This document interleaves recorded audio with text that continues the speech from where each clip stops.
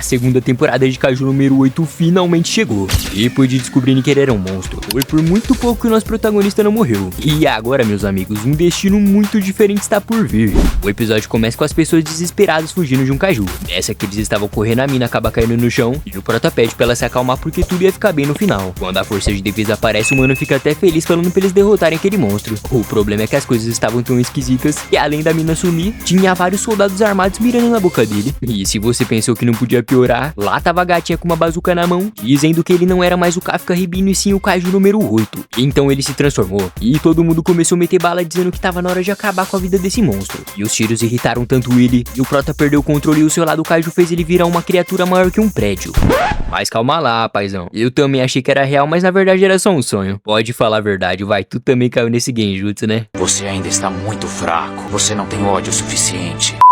Depois de acordar assustado, ele tava dando graças a Deus que tudo isso não passava de um sonho. Já do outro lado da cidade, a gente se depara com um lugar totalmente destruído. Assim que a mina com o nome de Mina aparece, nem ela tava acreditando na catástrofe que esse lugar tinha virado. Então o vice-capitão Yoshino apareceu, dizendo que fazia 5 dias que o julgamento do Prota estava aberto. E pelo visto ele tava preso até agora. A mina disse que entendia isso, e agora eles iam ter que se preocupar em consertar essa zona toda. E o Hoshina só sabia se perguntar por que aquele tapado resolveu fazer aquele showzinho. Quando a gatinha pergunta se era hoje que os novatos iam pras novas unidades, o mano diz que se bobear eles já devem até estar chegando. Falando neles, lá estavam os mortadelos dentro do carro. Não tava todo animado com a paisagem. O Ishikawa não tava muito pra papo, já que seu amigo podia ser morto a qualquer momento, né? O Iharu fala que ele não precisava ficar com medo só porque era a primeira vez deles. Mas o mano disse que o problema não era esse. E o idiota só sabia falar do castelo Matsumoto que tava deixando ele animadão. Aí quando cai a ficha que eles não tinham mais notícias do Prota, o Iharu diz que é bem provável que ele não vai continuar sendo um soldado. O Ishikawa começa a dar risada falando que ele se lembrou de uma coisa. De uma vez que o Kafka virou pra ele perguntando se ainda dava pra ele ser um soldado mesmo sendo um monstro. Pensando bem, agora ele tem certeza que ele vai voltar mesmo que custe a vida. E então quando eles voltam pro carro, o Ishikawa fala que ele vai ficar muito forte pra conseguir proteger o seu amigo. A loirinha também tava muito preocupada com o futuro do nosso protagonista. Sem contar que ela prometeu que iria parar ele se o cara perdesse o controle. E então ficar mais forte era algo que ela necessitava fazer. Um carecão gigante aparece pedindo desculpa pela demora. E esse aqui era o vice-capitão da primeira divisão. Enquanto ele levava ela pro escritório, eles falavam sobre o comunicado da Capitã Mina sobre a loirinha ficar na primeira divisão por enquanto. E nem ela tava acreditando nisso. Afinal, a primeira divisão é a mais forte potência do Japão que enfrentava Kaiju. Sabendo que o mundo inteiro conhecia eles, essa seria a melhor oportunidade pra ela ficar mais forte. Então quando o careca bateu na porta, ela fala que agora é hora de conhecer o capitão da divisão mais poderosa do Japão. Assim que a porta se abre, lá tava o nosso melhor jogador de Free Fire. O cara fala que faltava só um pouco pra ele pegar platina. E depois dessa decepção de alto nível, o cara pede pra ela guardar que ele já voltava. E esse aqui é o Gen Narumi. E ele tava bem empenhado até chutarem o traseiro dele. O cara tava xingando porque o PlayStation 5 dele quebrou. E fala que esse Hasegawa não passava de um monstro. E o monstro fala que já tinha mandado ele organizar o escritório porque 14 horas ele estaria aqui. E o jogador de Free Fire diz que isso pode até ser verdade, mas é ele que decidia as coisas por aqui. Aí ele já tomou uma bicuda na cara e o careca diz que ele não passava de um preguiçoso. A figure action dele também quase foi jogar no Vasco. E ele fala que o capitão nessa bagaça era ele. E aqui Koroshinomiya tava bem feliz com a maturidade que ele passava. O Narumi fala que quem tava incomodado com a bagunça era esse velho careca. E então pela lógica os incomodados que arrumem. E o Hasegawa agradece dizendo que já que ele insiste, e então tava na hora de deixar esse lugar impecável. O mano não parava de se debater falando que isso aqui era maldade. Então depois do careca avisar que esse era o capitão lendário deles, a loirinha ficou até sem palavras com tamanha magnitude. Platina fala que então essa é a famosa filha do Sr. Izawa. Aí ela até pensou em xingar ele, mas prefiro respeitá-lo já que esse cara ainda era o superior dela afinal de contas. O mano disse que não precisava dessa formalidade toda. Como capitão da primeira divisão ele só queria uma coisa dela. E ela queria saber que coisa era essa, mas bem na hora um sinal de emergência tocou e ele fala que foi bem na hora certa. No caso ele queria que ela assistisse ele em ação pra aprender como é que se faz. Então ele ia dar a honra dela ter lá ele de um lugar muito especial. O mar começou a tremer, os helicópteros entraram em ação e tinha até tanque de guerra e uns caminhão cabuloso. As pessoas estavam recebendo um aviso de rota de evacuação porque um perigo muito grande estava se aproximando. E esses caras não tava pra brincadeira mesmo. Porque foi só os reforços chegar que a bala já tava comendo solta. O monstrengo tava levando chuva de míssil de todos os lados. E se já não era o bastante, tinha arma de tudo que é jeito pra acabar com ele. A intenção deles era mandar o Godzilla pro norte para as pessoas poderem fugir em segurança. Só que o grandão ficou tão irritado que deu uma cabeçada na água fazendo tudo tremer e grande parte da ponte afundar. Dentro do helicóptero, Narumi fala que os planos iam mudar. E agora ele queria que os parceiros deles fossem pra ponte. Então o squad ouviu as ordens do capitão e foi correndo atirar naquele monstro safado. A loirinha tava achando incrível como eles conseguiam controlar até a trajetória do Kaiju. E isso só era possível graças às altas estatísticas de cada oficial. E ela nem duvidava que todos tivessem tem mais de 40% de poder, sendo maiores até que um tenente. E depois que o batalhão guiou o Kaiju pro ponto B, o Narumi diz que agora ele vai entrar em ação, e que ele não quer que a lourinha tenha classe, mostre etiqueta ou grande formalidade. Aí o doidão achou que tava jogando Free Fire de verdade e pulou lá de cima, só que sem paraquedas. E ele tava indo na direção do Kaiju com uma arma muito louca que tava emanando uma aura roxa sinistra. E ele cravou aquilo no Kaiju, e depois de gritar, o mano só apertou um botão e já fez o monstro explodir, e saiu voando um molho de tomate pra todo lado da cidade. E então, depois de mostrar o porquê ele é o capitão da divisão mais poderosa, ele fala que só quer que ela mostre uma força avassaladora. Isso porque ele não precisava de uma pessoa fraca que tinha bons modos. E agora sim a loirinha sentiu respeito por esse cara. Quando eles voltam pra base, o cara tava surtando dizendo que a mina tava na capa como se fosse ela que derrotou aquele Kaiju. Só podia ser palhaçada as pessoas gostar mais dela, sendo que foi ele que derrotou aquela coisa. A Shinomiya não sabia se ria ou se chorava, e o parceiro tava cansado dos capitães precisar de bons modos. E ele queria saber por que ele tinha menos seguidores. Tava acreditando que o cara mais forte do Japão perdia tempo com essas merda. Quando ela avisa que o celular dele tava tocando, o cara não tava afim de atender porque ia ser aquelas reunião chata do diretor e do careca. E nessa que ele ia falar que preferia jogar um Roblox, o tiozão aparece bem na hora chutando ele pra longe, falando que esse era o trabalho dele. O cara queria saber o que podia ser tão urgente desse jeito. O careca avisa que seria sobre o Kaiju número 8. Falando nele, o nosso prota tava mandando umas flexão e dizendo que já fazia 5 dias que ele não tava podendo fazer nada. Ele se lembrou da conversa que teve com o diretor e diz que tá disposto a fazer qualquer coisa pra provar que ele não era um monstro. Bem na hora a porta se abriu e os soldados falam que tá na hora desse Kaiju vir com eles. Depois de cruzar o corredor, o Kafka se depara com a loirinha, mas como parecia que ela não queria papo, ele preferiu ficar em silêncio. Quando eles entram na sala do Isao, o prota já tremeu na base querendo saber por que o lendário capitão da primeira divisão tava aqui do lado dele. Assim que o diretor fala que ele ia fazer parte da primeira divisão, os caras não estavam conseguindo nem acreditar. A ideia era colocar o Kaiju mais poderoso na força mais poderosa pra eles terem um exército invencível. E a única coisa que ele tinha pra dizer é que se ele não for capaz, não haverá lugar pra ele na força de defesa. Kafka começa a pensar que não gostava da ideia deles precisar dele como Kaiju número 8, mas já que ele tinha que ficar vivo, o negócio era aceitar. Porém, o Narumi recusa porque ele sozinho já podia fazer uma unidade ser perfeita. Aí ele só pediu licença e virou as costas pra todo mundo. Só que o diretor fala que o Kaiju número 9 copiou os humanos e tinha sumido. Já o número 10 atacou a força de defesa de propósito, e então tava bem óbvio que esses Kaiju era diferente do normal. E da mesma forma que nós humanos avançamos dia após dia, eles também estavam evoluindo pra um caminho que eles não conheciam. O diretor fala que ser arrogante nesse momento só faria eles caírem de cabeça pra baixo, e até os mais fortes precisavam evoluir sempre. Aí o clima ficou mais pesado que o braço esquerdo da Thais Carla, e o Narumi diz que o mais eficaz seria transformar o Kaiju número 8 em uma arma pra ele usar. Antes do diretor chamar a atenção dele, o Kafka começou a usar o discurso no jutsu, falando que não podia morrer já que tinha vários amigos que ainda acreditavam nele, sem contar a promessa de criança que ele fez pra mina com o nome de mina.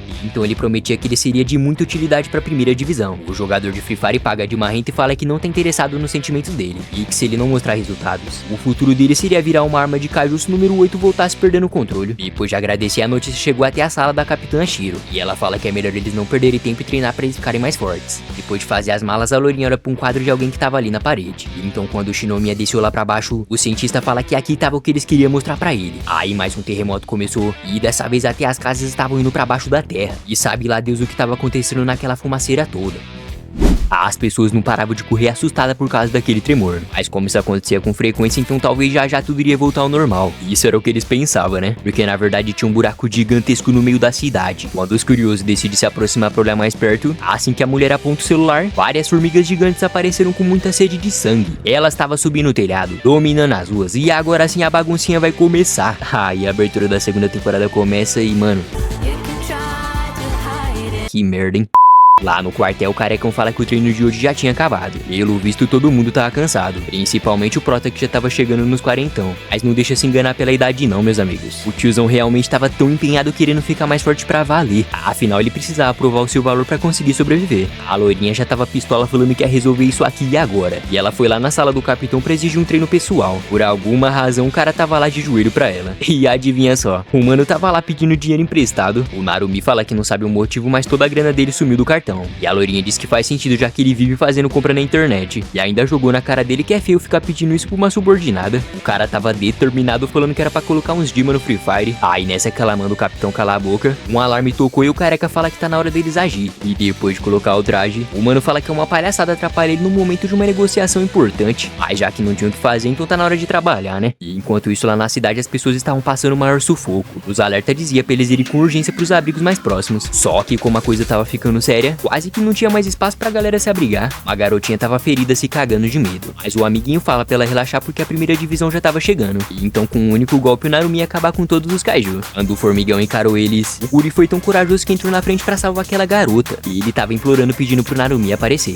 E nessa que ele ia ser devorado. O Platina apareceu com muito estilo pra salvar aquelas crianças. Ele disse que esse moleque deveria ser punido por não chamar ele de capitão. E agora o castigo dele seria pegar o celular da mãe, postar 10 vezes na internet que o capitão Narumi era muito descolado. As outras duas, o pelotão também tá enfrentando aquelas formigas gigantes. O jogador de Free Fire fala que a segurança dos cidadãos é prioridade. E então todos tinham obrigação de levar eles pra zona de neutralização sem ferir nenhuma pessoa. E já pra loirinha e pro Kafka, ele manda eles eliminar os kaiju, entrar na zona de abaixo depois que os civis terminarem de evacuar. Os agentes estavam desesperados fechando os portões e atualizando a situação. E eles também estavam de olho nos sinais vitais do kaiju número 8. Como todo mundo tava afobado, o diretor fala algumas palavras pra acalmar eles. Ninguém aqui é bom, só os caras. Nós é ruim, tá entendendo? Então eu não quero que ninguém faça nada mais, nada menos do que o horrível. Fechou?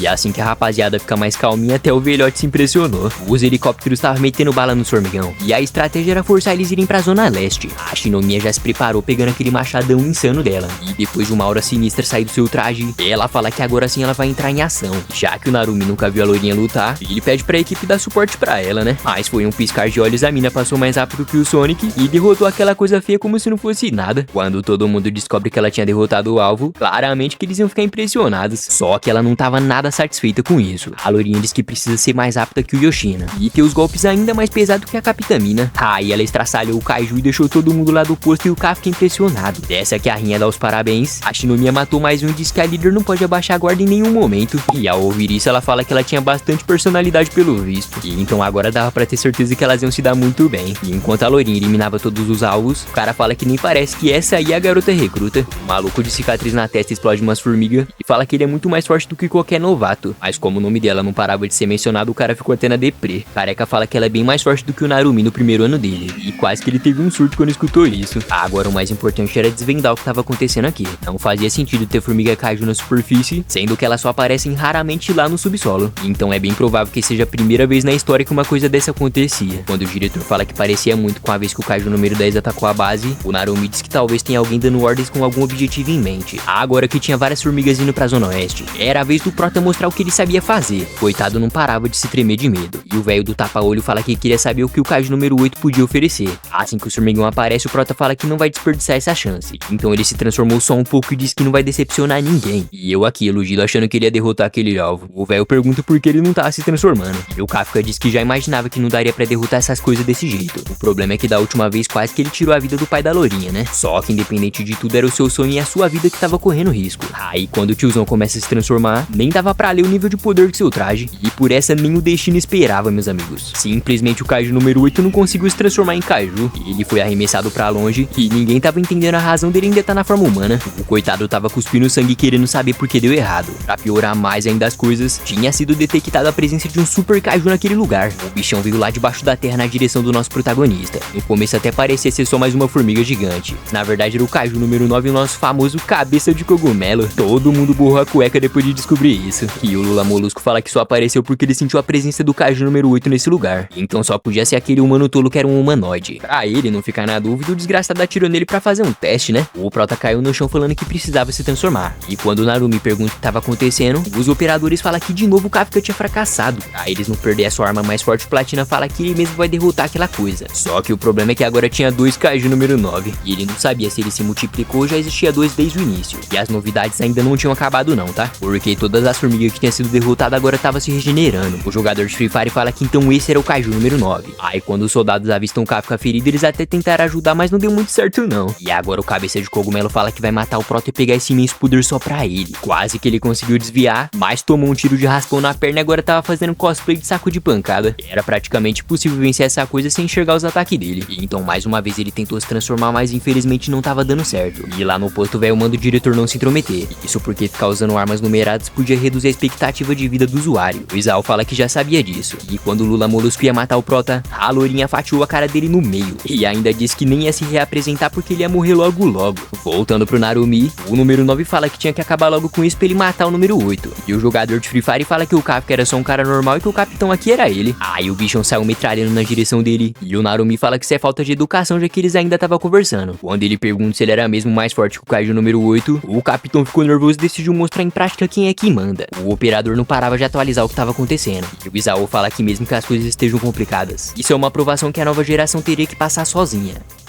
Depois que o Coisa Ruim termina de se regenerar, a Lourinha manda ele se transformar, mas ele fala que não tava conseguindo. Ela fala que só podia ser algum truque sujo do número 9 e tava interferindo na transformação do Kafka. Aí o bichão já mandou vários ataques pra cima dele, mas a Shinomiya já desviou com muita velocidade. E ela avisou que atingiu o alvo pra ele não conseguir se mexer. Assim ia dar pra saber se ele tava atrapalhando a transformação quando ele ficasse focado em se regenerar. E ela fala que era difícil admitir, mas ela realmente ia precisar do poder dele pra poder vencer essa. E então eles foram pra cima dele, mas como não dava pra olhar pros dois lados ao mesmo tempo, o desgraçado dividiu a cabeça dele e já tava atirando neles. De novo o Kafka tava apanhando, e a Shinomiya disse que era impossível prever o que esse monstro ia fazer. E não dava tempo mesmo, que até ela com seu poder de traje imenso não conseguiu desviar dessa. E o otário tava cantando vitória antes da hora, mas já tava levando uma retada do Thor pra ficar esperto. A Kikuru deixa claro que não vai ficar parada só observando enquanto perde algo, e dessa vez ela realmente ia salvar aquilo que era importante pra ela. Então o flashback dela criança começou, e na televisão mostrava o quanto as pessoas amavam a Hikari Shinomiya. Ela era a verdadeira Valkyria que carregava a arma do Kaiju número 4. E como essa era a mãe da loirinha, todo mundo rodeava ela dizendo que a sua mãe era incrível. Claramente que ela se gabava de ser filha daquela lenda, né? Sempre que a sua mãe chegava em casa, a garotinha já ia correndo abraçar ela. O chucrão do Isao mandava ela parar porque a esposa dele tava cansada, mas elas fingiam que nem tava ouvindo e continuavam brincando sem parar. A Kikuru fala que foi muito legal ver todos os seus colegas dizerem que a sua mãe era incrível. Então depois de ver uma faixa, ela pergunta o que tinha acontecido. Só que a Hikari manda ela não se preocupar porque foi só um kaiju meio fortinho que ela enfrentou, mas já tava tudo bem. Quando a loirinha fala que também entrar pra força de defesa algum dia, seus pais até se assustaram com o que tinham ouvido, e a mamãe fala que sempre que ela tivesse em apuros ela estaria aqui pra ajudar.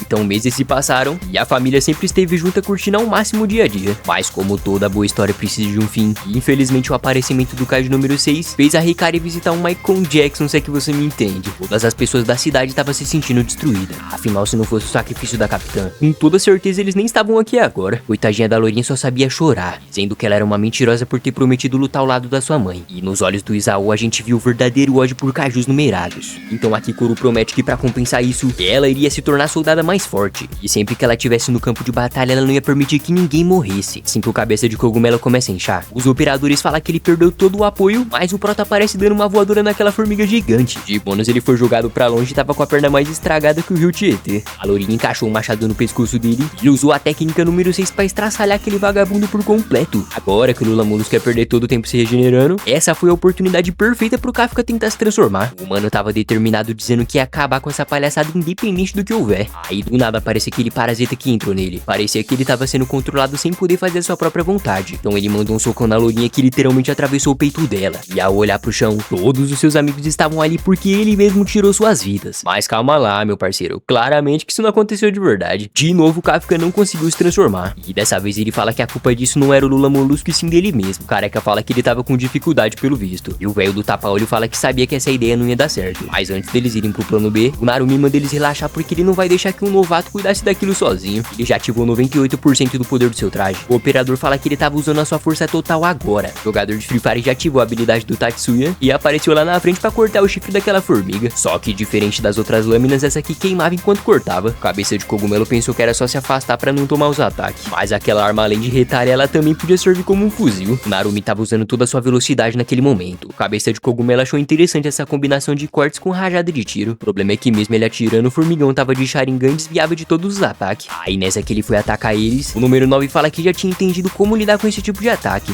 Agora ele tinha feito várias bolas estranhas pra fazer sei lá o que. E antes do Platina pensar no que fazer, aquelas coisas explodiram no mesmo segundo. Pra complicar tudo, aquela coisa não parava de evoluir a cada momento que lutava. E o Isao fala que ele é tipo um vírus que evoluía com a interação humana. Quando eles olham pro telão, o Narumi fala pra ninguém se preocupar porque a maior ameaça aqui é ele. Cabeça de cogumelo não tava entendendo nada. Depois de cravar aquela arma no chão, o parceiro fala que agora que o traje se aqueceu, tava na hora de iniciar o verdadeiro extermínio. Essa aqui o número 9 pergunta por que os olhos dele pareciam com de um kaiju, e ele já tomou um tiro no peito e ficou em choque na hora. O diretor fala que essa é a Retina 1, a arma numerada mais velha do Japão feito pelos olhos do kaiju número 1. Digamos que isso aqui é tipo um Byakugan, que fazia ele ver aquilo que nem os nossos olhos humanos podem ver. O número 9 tava tomando a maior surra e se perguntando como esse cara tava mais rápido e atirando em todos os lugares que ele se movia. Isao explica que o Platina consegue ver sinais que agem dentro do cérebro. Assim dá pra ele prever onde que a pessoa tá indo mesmo antes dela saber. E que segundo os registros era impossível desviar dos ataques desse terrível kaiju. Quando o Lula Molusco tentou acertar ele, o parceiro já tava lá em cima. E dizendo que então é aí que fica o núcleo desse safado. Aí o mano usou a técnica número 2 de fogo e espada e fatiou aquele otário por inteiro. Todo mundo ficou de boca aberta falando que o capitão tinha derrotado um Honju. E o diretor fala que agora é a vez do Kafka mostrar o seu verdadeiro potencial. A câmera nem voltou direito pra ele e o cara já tava tomando a maior surra. E voou igual bosta pro outro lado, deixando a rua cheia de molho de tomate. Coitado tava com muito medo de matar os seus amigos se ele se transformar de novo. Mas a lourinha manda ele parar com isso e de subestimar ela. Sem contar que ainda tinha várias outras pessoas que podiam parar ele se alguma coisa saísse do controle. A Kikoru tava parecendo muito com a mãe dela. O prota disse que ela tinha razão e que ele era um verdadeiro idiota. Isso porque seus companheiros são tão fortes que nem ele mesmo ia conseguir vencer. Aí o nosso Kurua começa a se transformar. Depois de fazer tanta força parecendo que ia cagar, o Lula Molusco tremeu na base e a Shunamia fala que ele é lerdo demais como sempre. Do outro lado do quarteirão, os soldados nem sabiam o que fazer pra poder vencer o jogo dessa vez. Mas os operadores falam pra eles relaxar porque agora sim o kaiju número 8 apareceu. O Narumi diz que tá curioso pra saber o que ia rolar. O Lula Molusco fala que sabia que ele era o kaiju número 8. Aí ele começou a mandar um gritão que tava fazendo as formigas se levantar e agora apareceu uma asa naquela formiga gigante. A Shinomiya não podia acreditar que ele tava escondendo o poder até agora. Prota fala que mesmo que ele não confia nele mesmo, ainda tinham seus amigos que ele acreditava 100%. A lourinha ficou toda emocionada e ele queria saber se ela podia cuidar dessas formigas pra ele. Ela fala que ele tava bem engraçadinho de mandar ela enfrentar os fracotes. E que se ele não conseguir vencer aquela coisa, é ela mesma que vai matar ele. O Kafka fala que tá na hora de dar uma surra naquele Lula Molusco safado, enquanto ele ia pra cima dele. O 9 fala que ele tá devendo uma pela última vez, já que ele aprendeu bastante coisa nesse tempo. O desgraçado prendeu o pé do Kafka e diz que agora sim ele é capaz de matar ele agora. Só que foi aí que o prota atravessou aquela coisa e simplesmente conseguiu arrancar o núcleo da formiga. E ele fala que pelo jeito que o número 9 enfrentava Kikoru, dava pra perceber que o núcleo dele também era ali embaixo. Cabeça de cogumelo ia mandar uns ataques nele. O Kafka fala que pensou que ele não tinha aproveitado os poderes de kaiju dele até agora, mas isso não passava de ironia, sendo que ele também ficou muito mais forte. Isso porque depois que o corpo dele foi dominado, ele tava conseguindo usar o seu corpo bem melhor do que antes. Aí de novo o vagabundo prendeu ele, mas não adiantou de nada. O tiozão realmente saltou lá de cima. Falou que dessa vez o Lula Molusco não vai escapar de jeito nenhum. O número 9 pergunta o que tinha de diferente nele. E quando vai ver, o prota tinha feito panqueca com aquela formiga gigante. O operador fala que então esse é o verdadeiro kaiju número 8. E se liga nessa pose absoluta de cinema que o Kafka mandou. Careca diz que isso aqui realmente foi incrível. E agora sim a força de defesa viu o potencial do nosso protagonista. A galera tava até comemorando, mas a Shinomiya avisa que tinha muito mais vindo por ali. O Carecão fala que a filha do diretor tava evoluindo demais. E até o Isao se impressiona dizendo que a nova geração sempre consegue surpreender ele. Sem sombra de dúvidas, eles iam muito mais longe do que a imaginação dele pode ir. Agora que o Hasegawa tava dando uma olhada no painel, tava achando estranho que eles acabaram com uma missão tão grande com um estrago tão pequenininho como esse. Então essa é a unidade invencível que o diretor tanto sonhou. Agora que o trampo tava feito, o Kafka desativou até a transformação, né? Isao tava muito orgulhoso de ver que as coisas saíram como planejado. Então como agradecimento ele chamou os três pra parabenizar. Coitadinha da lourinha, só tinha recebido um elogio do seu pai antes, então ela ficou toda emocionada. Assim que o Isao manda eles focarem na segurança das pessoas, o Narumi fala que tinha alguma coisa errada acontecendo. Isso porque o cabeça de cogumelo tinha dito que ia matar o prota e pegar aquele poder pra ele. Quando Platina pergunta qual será o objetivo dele, do nada a turminha começou a ouvir um alarme. Mais um sinal de kaiju tinha sido detectado naquela área, e era aquele vagabundo dizendo que é uma pena que não deu pra matar o número 8 dessa vez. Kafka falou que ia acabar com essa moeba nojenta agora. O Molusco fala que ele pode até não ter conseguido o poder do número 8. Não tinha problema, já que ele ia conseguir o outro objetivo dele. Quando o prota se aproxima, e só uma olhadinha que ele já detectou que esse não era o corpo principal. Isso porque na verdade o desgraçado tava lá na base dos operadores. O verdadeiro objetivo dele era encontrar quem era o usuário do kaiju número 2. Nem o Narumi nem o prota tava acreditando que isso aqui foi tudo uma distração. E agora a loirinha também tava desesperada pra poder salvar o pai dela. Coisa ruim não parava de crescer. Isao falar pra todo mundo fugir imediatamente. Só que a galera tava fugindo, o Lula Molusco virou bem na cabeça de um dos operadores. Aquela cabana tinha explodido por completo com aquele ataque. Mas como o diretor é brabo, o mano simplesmente conseguiu parar aquele golpe. Ele não queria deixar o poder do número 2 ser roubado de jeito nenhum. Então ele manda os velhotes assumir o comando e tirar todas as pessoas desse lugar. O tapa-olho até ia reclamar, mas o carecão diz que a realidade é que nem eles vão ser úteis pra nada. Então o Isao pegou as suas armas numeradas e ele tava determinado pra acabar com esse verme. O Cusco fala que não acredita que o Beta e o Gama foi derrotado tão rápido assim. Com certeza aquele Kaiju era mais forte do que ele antes de descascar sua pele. O diretor fala que pensou que já estaria preparado pra isso, mas realmente esse bicho tinha evoluído muito mais rápido do que ele esperava. O socão dos dois já se colidiu fazendo a maior fumaceira naquele lugar. Careca diz que o relatório da terceira divisão era que o poder desse Kaiju é de 8,5. Então talvez mesmo nesse estado o Isao fosse capaz de enfrentar ele. Pois só o cara abrir a boca que o diretor foi amassado no chão. E pra ajudar, o braço esquerdo dele tava arregaçado. O número 9 tava debochando, perguntando se ele tinha ficado fortinho agora. E quando ele ia finalizar aquilo dele, o diretor se levantou mais uma vez. E ao lembrar da sua família, ele fala que vai exterminar esse Kaiju aqui mesmo. Arumi tava vindo na velocidade da luz, mandando o Isao esperar só mais um pouco.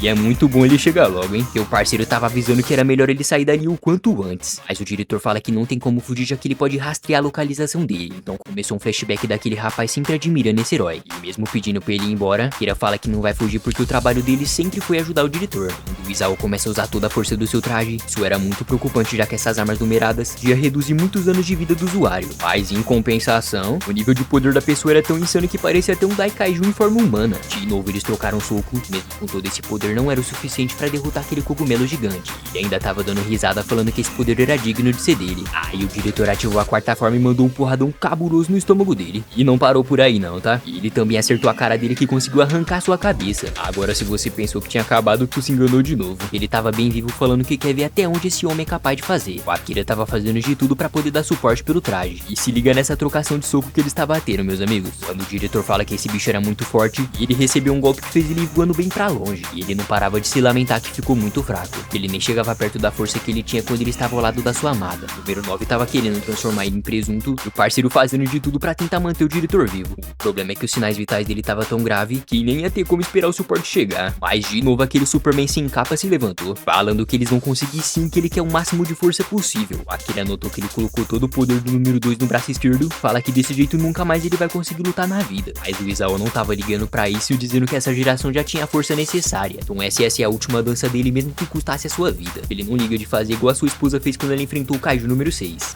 E o diretor começa a querer se transformar em um Saiyajin. Na mesma hora ele tomou um socão. E olha que legal, começou um flashback da lourinha dormindo bem na melhor parte. Isao fala que já era de se esperar que a Kikoru ia querer entrar pra força de defesa. Hikari fala que aposta que ele amou essa notícia, mesmo sendo algo perigoso. Se esse for o sonho dela, então a mamãe aqui vai treinar ela pra valer. E já o papai ia ter que mimar ela bastante daqui pra frente. Depois que ele se lembra daquelas palavras, o Isao diz que ele nunca conseguiu ser um pai perfeito pra filha dele. Mas mesmo que não dê pra voltar no tempo, nunca é tarde demais pra fazer a coisa certa. Então agora ele ia eliminar aquela aberração, pra ela nunca mais existir e fazer nenhum mal pra sua filha. O Akira não tava acreditando nisso. E o Careca fala que essa aqui é a explosão oficial do Kaiju número 2.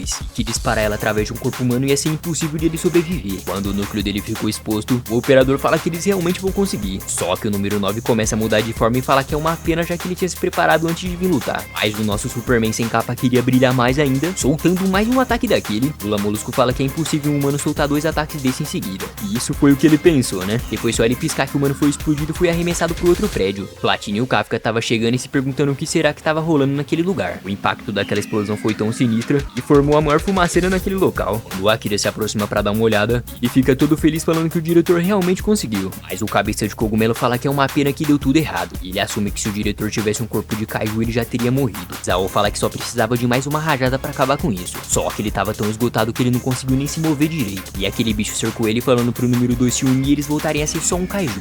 Depois que o tempo passa, finalmente a tropinha tinha chegado. Eles ficaram felizes de ver que era o diretor, mas bem na hora o instinto de Kaiju do Kafka falou que tinha alguma coisa estranha. Então ele avisa que se não era ele, foi por muito pouco que ele conseguiu salvar o Platina. Tinha uma esfera estranha cercando eles, e o Kafka fala que a força dele era tão avassaladora que nem parecia nem um pouco com o do Kaiju número 9. O Narumi fala pro Zao responder imediatamente se ele estivesse ouvindo. E o Carniça fala que se eles quiserem aquele defunto, nem ia dar, já que eles fizeram uma fusão. Os dois não estavam acreditando que isso era verdade. Bem na hora a loirinha aparece atirando nele falando que isso aqui era mentira. Aquela coisa pergunta se então essa aqui era a filhinha daquele verme. E antes dele tentar fazer algum mal pra ela, o Narumi diz que ninguém ia mexer com a subordinada dele. Ele tava fazendo tudo que dava pra fazer, mas não tava adiantando nada. Então ele se lembrou de quando o diretor avisou que ia se aposentar, deixar a responsabilidade toda na conta dele. E agora ele tava determinado, prometendo que ia matar essa aberração. Só que o Lula Molusco fala que é melhor ele deixar pra outra hora. Que ele tava indo embora porque sempre que ele se funde com alguém acontecia alguma reação no corpo dele. O jogador de Free Fire fala que não vai deixar ele fugir de jeito nenhum. O Kaijuzão fala que é melhor ele desistir, que esse poderzinho dele só ia servir contra os Kaiju mais fracos. De novo ele ia tentar matar o Narumi, mas o Prota aparece roubando a cena e mandando devolver o diretor logo. Só que não foi dessa vez não, viu? Porque agora o bichão deixou claro que ele já sabe muito bem como enfrentar o Kaiju número 8. Os parceiros tava saindo na mão com aquela coisa e a lourinha tava desesperada pra salvar o pai dela. E mesmo os dois lutando junto tava dando pra vencer essa aberração. Depois de quase estourar o braço do Prota, ele fala que vai se retirar agora. Só que o Narumi foi tão rápido que já tinha até cortado o braço dele que nem deu pra perceber. Ele até tentou perfurar o corpo do cogumelo mutante, mas não tava resolvendo nada. E o bichão falou que a rejeição dessa fusão tava impedindo ele de endurecer o corpo. Nem dava pra respirar que ele já tava levando ataque do outro lado também. O Kafka tava tão nervoso dizendo que não era justo tudo isso tá acontecendo com a lourinha. Aí depois de mandar um gritão, o cara preparou meio que um soco de foguete que fez o número 9 voar. O Carniça fala que interferiu o processo de cura tava acelerando a resposta da rejeição. E agora assim tava muito claro que seu último adversário teria que ser o Kaiju número 8. Como o outro braço dele foi cortado, a dupla pelona já foi com tudo pra cima dele. Mas antes deles conseguirem chegar perto, o cabeça de cogumelo fala que não havia nada que eles podiam fazer pra impedir. E o corpo dele começou a mudar. E depois de dizer que esse era o fim, a lourinha tava gritando enquanto tudo começava a explodir. E esse ataque exigiu tanto dele, faltou só um pouco pra ele perder o corpo que ele demorou tanto tempo pra encontrar. O Narumi e o Kafka fala que é bom ele se preparar porque agora esse maldito ia morrer de uma vez por todas. Foi aí que o desgraçado pensou em um plano e fala que era mais fácil ele ter feito isso desde o início. Isso porque os humanos não conseguem deixar pra trás um companheiro que precisava de ajuda. Quando o Prota pulou pra salvar Kikoru, tudo começou a explodir. O Lula Molusco diz que na próxima vez que ele voltar, a era do Kaiju vai começar. Então depois que ele foi embora, os rapazes não conseguiam aceitar que tudo ia terminar desse jeito. O Kafka tava furioso, falando que aquele merda ainda teve coragem de dizer aquelas palavras usando o rosto do diretor. A tristeza que ele tava sentindo agora era tão grande que nem dava pra esconder.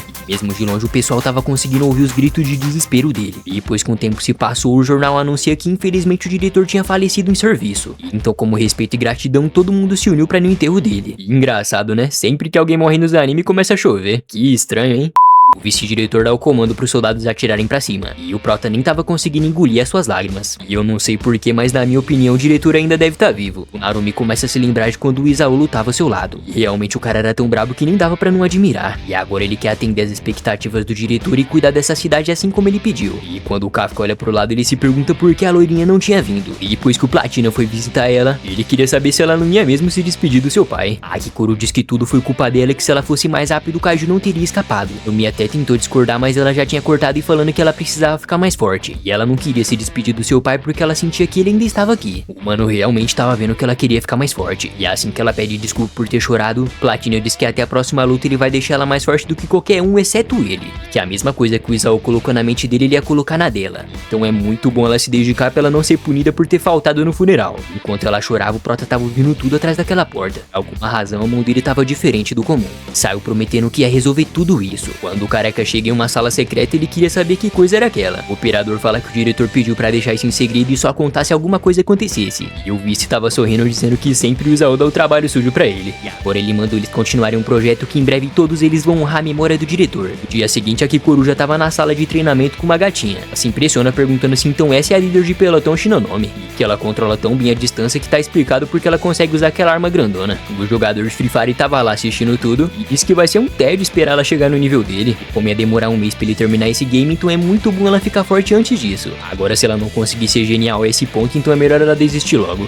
E quando ele fala que os jogos vão começar, o careca aparece dizendo que o trabalho começa, isso sim. A lourinha diz que queria uma revanche e a Arin fala que ela tá mesmo querendo vencer ela em menos de um mês. E que tinha uma pessoa de baixo querendo vencer ela realmente deixava tudo empolgante. O Hasegawa pergunta se esse vagabundo já decidiu se o número 8 vai ou não fazer parte do squad deles. E na hora que ele ia responder, os operadores ligaram falando que tinha uma informação sobre o Kafka. Falando nele, o mano tava lá dizendo que fazia muito tempo que ele não vinha pra casa. Um novo problema acabou surgindo agora. Basicamente, algumas partes do corpo do Prota não estavam querendo voltar ao normal. Então se ele continuar se transformando, é bem provável que um dia nunca mais ele ia conseguir voltar a ser humano. O Hasegawa pergunta se o Kafka já sabia disso e o operador fala que sim. Então como era possível que nunca mais ele tivesse uma vida normal, então ele tava sendo bem vigiado. E o Narumi ficou bem pensativo por causa disso. E depois de assustar os seguranças, ele fala que queria passar em mais um lugar antes. Agora pra todo lugar que ele ia tinha que ter 2 seguranças seguindo ele. Mas mesmo com toda essa situação complicada, ele ainda conseguia brincar e alegrar as pessoas. Enquanto isso, os lixeiros tava passando o maior sufoco falando que isso aqui era impossível. E o outro Gary disse que ficar vendo esses corpos gigantes era tão estranho que ele parecia até uma formiga. Quando o parceiro olhou pro lado, lá tava vindo o Kafka depois de muito tempo. Todo mundo ficou feliz com a volta dele, mas o cara só veio devolver esses livros que ele tinha pegado emprestado mesmo. Assim que ele viu a nova motosserra, ele fala que isso aqui é bem impressionante. Aí quando ele foi fazer o teste, ele fez com tanta facilidade que o cara nem tava acreditando. O gordinho fala que essa parte é fácil, que ele queria ver perto das veias. E de novo o Prota tava lá mostrando o que são os 10 anos de experiência nesse trabalho. Quando o Balofo disse que agora a parte do intestino só ficava pra ele, o Kafka fala que é pra ele aprender quem é que carregava a equipe nas costas antes. O gordinho tava morrendo de saudade de quando ele trabalhava aqui. Aí quando ele disse que lá o Prota era um bosta e aquele seria uma lenda, o Toku já tacou água nele mandando ele parar com essas baboseiras. Seguranças queriam saber o que o Kaiju número 8 tava fazendo. E depois de se despedir de todo mundo, o gordinho fala que o Isao era tipo um herói invencível quando ele era criança, e que ele achava bem mais seguro eles fugirem da cidade logo. Quando ele fala de um tal de casamento da filha do cara, o mano tava pistola mandando ele calar a boca e perguntando quem é que vai limpar o Kaiju número 9 quando a força de defesa estraçalhar ele. O gordinho disse que de vez em quando o Toku era maneiro, mesmo devendo 50 mil ienes e ser um bêbado safado. Quando corta a cena, o Kafka tava se lembrando de tudo que aconteceu, e ele disse que precisava vencer o número 9 pra nunca mais os seus amigos sofrerem. De repente o Narumi apareceu falando que ia direto ao assunto, e que não dava pra aceitar um monstro na força de defesa, sem contar que se ele continuasse transformando era perigoso ele nunca mais voltar a ser um humano. Só que o Prota não tava nem aí pra esse tipo de coisa. Platina fala que mesmo sabendo das consequências ele precisava muito dele, e que ele não tá nem aí se o Kafka vai virar um Kaiju pra sempre ou não, porque se isso acontecesse era só ele matar ele e já era. Mas no momento o mais importante era acabar com o número 9 independente de tudo. O Narumi fala que só eles dois e a loirinha sabem o que aconteceu naquele lugar, e o Prota diz que nunca ia esquecer de tudo que o diretor fez pra ele poder ter essa chance. E então dito isso ele fala que tá pronto pra qualquer coisa, e o jogador de Free Fire deixa claro que agora vai ser a vez da força de defesa brilhar. De repente o vice-capitão Oshina pergunta se então ele já acordou, e quando ele olhou pra frente, simplesmente lá tava o Kaiju número 10.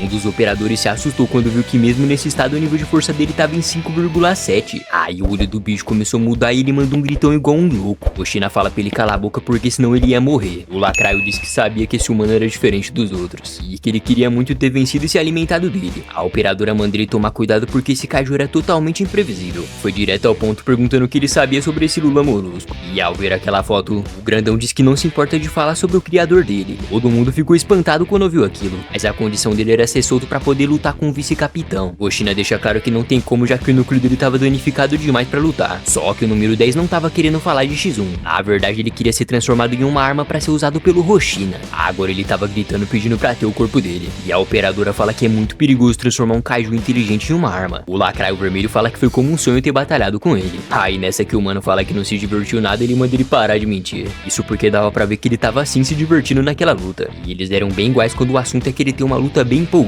O Oshina fala que vai sair um pouco pra pensar sobre o assunto. Aí foi só atravessar aquela porta que a marra dele sumiu rapidinho. Ele disse que tava com medo e que não entendia nada porque aquele Kaiju queria tanto lutar. E a operadora fala que foi muito bom ele não ter aceitado a proposta, ainda mais porque existia a chance dele tomar o corpo do vice-capitão. Enquanto ele refletia, o cara fala que a força é realmente muito atraente, e como eles não tinham outra forma de informação, o jeito era morrer se der tudo errado. Então depois de avisar pra capitã que ele ia acertar a oferta, Mina fala que vai fazer uma requisição pra transformar o número 10 em uma arma. Quando o Oshina volta lá pra dentro, ele quis deixar um pequeno aviso pro Lacraio, falando que ele nunca vai ser usado e sim ele que vai usar o número 10. Já do outro lado, Kikoru pergunta se ele vai mesmo vir pra cá. O Hasegawa explica que é uma reunião sobre o que fazer com cabeça de cogumelo. O Kafka ficou até assustado quando viu isso. Afinal, ele não tinha pedido perdão pro Hoshina por ter escondido quem ele era. O carecão queria saber onde tava o Platina agora. E a loirinha disse que ele levou os líderes de pelotão pra algum lugar aí. Agora ele tava falando que isso aí seria um grande problemão. Isso porque a primeira e a terceira divisão compartilham a jurisdição de Tóquio. E eu não fazia ideia o que era isso, então eu fui pesquisar, né? Mas é basicamente o poder de resolver as coisas e aplicar a justiça. Como os dois squads sempre estão disputando pra ver quem era melhor, então meio que eles não se davam nada bem. O Narumi já tava gritando perguntando quem foi que deixou esse Palermo entrar no território dele. E o Hoshina fala que ele não precisava vir aqui receber ele pessoalmente, e que a permissão de estar aqui veio de uma pessoa muito mais importante do que esse otário aí.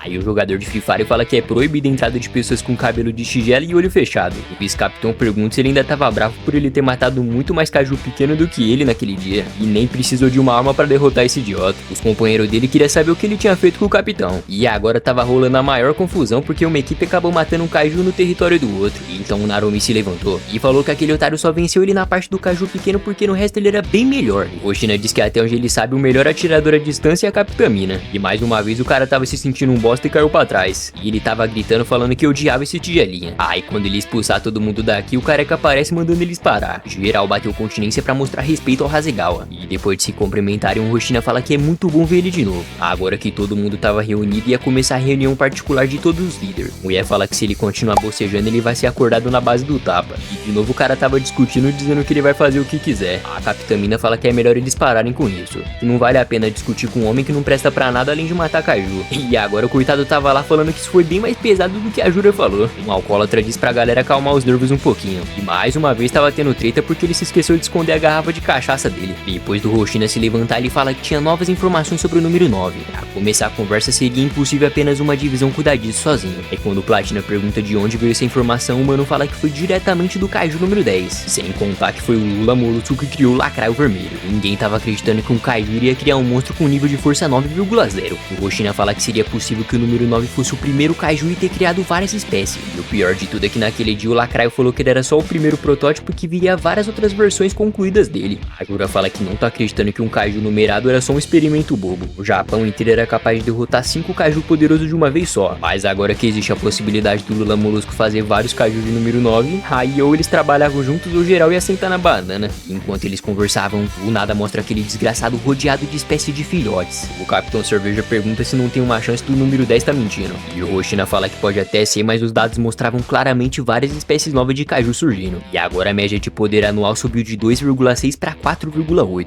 Além disso, as pesquisas falam que a energia imensa das placas tectônicas tinha um efeito material geocológico. Então tinha uma grande chance do número 9 estar interferindo com o processo para criar os seus Kaiju. O Azegal pergunta se alguém sabia a localização dele. Parece que aquela coisa mudava de forma e alterava as bases de operação dele. Mas como ele precisa de muita energia para criar os Daikaiju numerado, então só podia ser no centro de Filipinas e a placa da Eurásia. E que com toda certeza ele estaria em um lugar onde a humanidade não pudesse alcançar ele. O cachaceiro diz que desse jeito eles iam levar 10 anos pra achar ele. E a mina fala que o número 10 avisou que o Lula Molusco podia acessar qualquer memória do humano que ele absorver. Então quando ele pegou o diretor, era quase certeza que ele obteve total conhecimento sobre a força de defesa. E agora todo mundo ia precisar juntar o máximo de número de surpresa possível. Se aqui a mina fala que alguém ia ter que usar o número 6 que ainda dormia, o careca diz que essa é a arma mais poderosa e perigosa que existe. Então vai ter que colocar o antigo rei dos Kaiju contra o atual monarca. A capitã fala que tinha uma pessoa que estava mostrando sinais compatíveis com o número 6. Além das notas dele serem ótimas nas provas, ele sempre estava se esforçando ao máximo. As outras divisões nem sabiam a existência dele. Mas esse era um novo talento que estava amadurecendo bem rápido. E essa pessoa é nada mais nada menos que o Ishikawa. Era difícil de acreditar que alguém usar o traje do número 6 e o cara ia até tomar uma. Mas a assistente dele fala que não vai deixar porque ele estava em horário de trabalho. Quando a mãe da Lori enfrentou aquele monstro, ele também apareceu trazendo vários outros Sonju com ele. Só que o mais impressionante era que a força dele era de 9,6. Então não é à toa que ele foi considerado o rei dos Kaiju, né? Agora o cara tava querendo saber como que alguém ia colocar um demônio desse dentro de um adolescente. Foi só falar no garotão que ele apareceu descobrindo que ele usa a arma do número 6. O Capitão Cerveja pergunta se ele já conhecia essas armas.